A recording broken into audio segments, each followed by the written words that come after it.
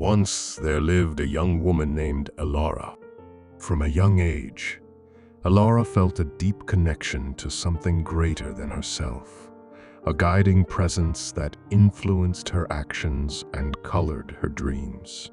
Her parents, who were devout and kind-hearted, often talked about divine purpose and the signs that indicated those chosen by God.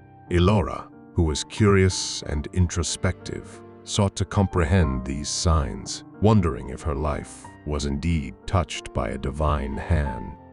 One clear morning, as the first light of dawn painted the sky in shades of gold and rose, Elara set out to visit the village elder, a wise and respected woman named Liora. The elder's home, a small cottage adorned with herbs and ancient symbols, exuded an air of mystery and wisdom. Elara knocked gently, her heart pounding with anticipation.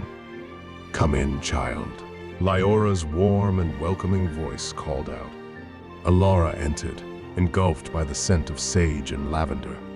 She found Liora seated by the hearth, wearing a knowing smile. "What brings you here, Elara?" Liora asked, her eyes sparkling with curiosity.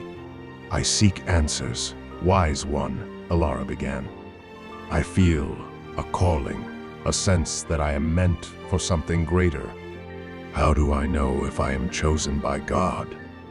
Liora's smile deepened. "Sit, and I shall tell you a story." Elara sat by the fire, eager to listen. Liora's voice, gentle yet powerful, filled the room.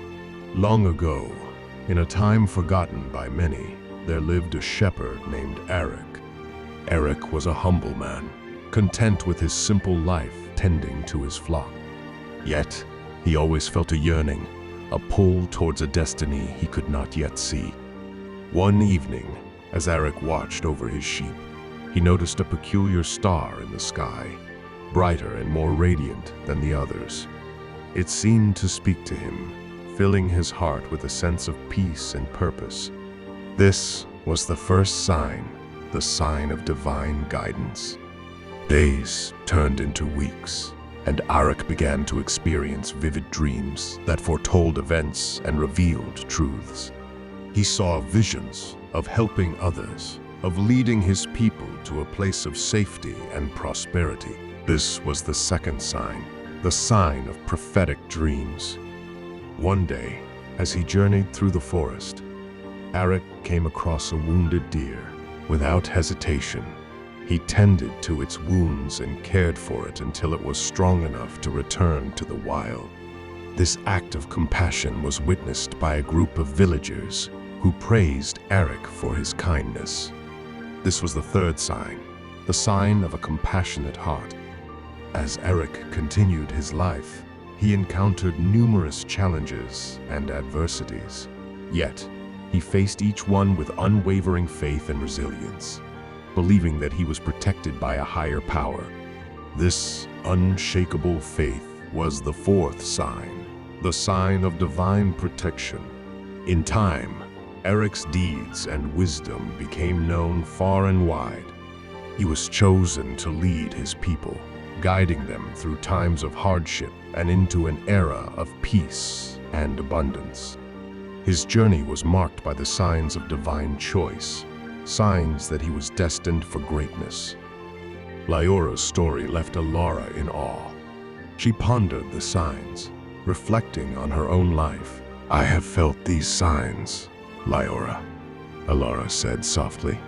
"I have experienced moments of guidance, dreams that feel prophetic, and a deep compassion for others.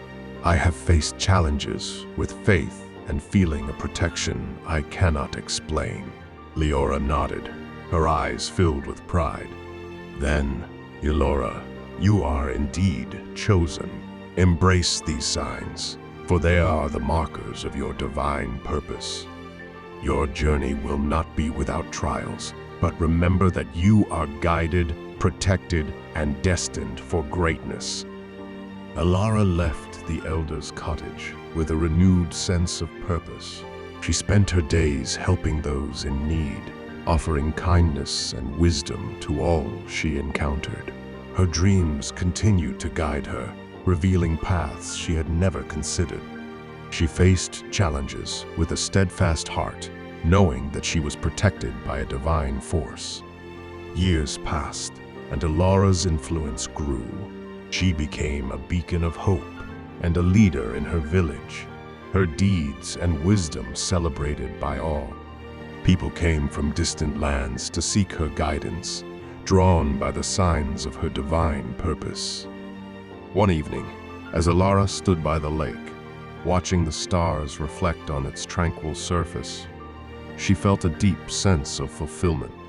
The signs had led her to a life of meaning and impact, a life chosen by God.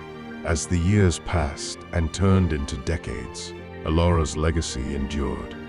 Her story was passed down through generations, inspiring countless souls to seek their own divine purpose. In moments of quiet reflection beneath the vast expanse of the starry sky, they would find signs that they were chosen and guided by a higher power, destined for greatness. When God moves you or calls you, everything will fall into place according to His plan. Your job is to obey and follow, and the path will unfold on its own. Additionally, a strange kind of divine peace will enter your heart, and you may not understand it. Regardless of what's happening around you, that divine peace will remain with you. Furthermore, as you obey God's word, things will continue to unfold as you follow His guidance. You may not understand how things are happening, but they will. Even people will be drawn to you without you realizing it. Your duty is to follow God's will and remain obedient. You will come to realize that God's calling is distinct and reassuring. It will speak to your heart. One way God communicates His calling to you is through dreams and visions. You may dream of preaching to a large crowd or leading others in praise and worship. These dreams are indications that God is calling you into service.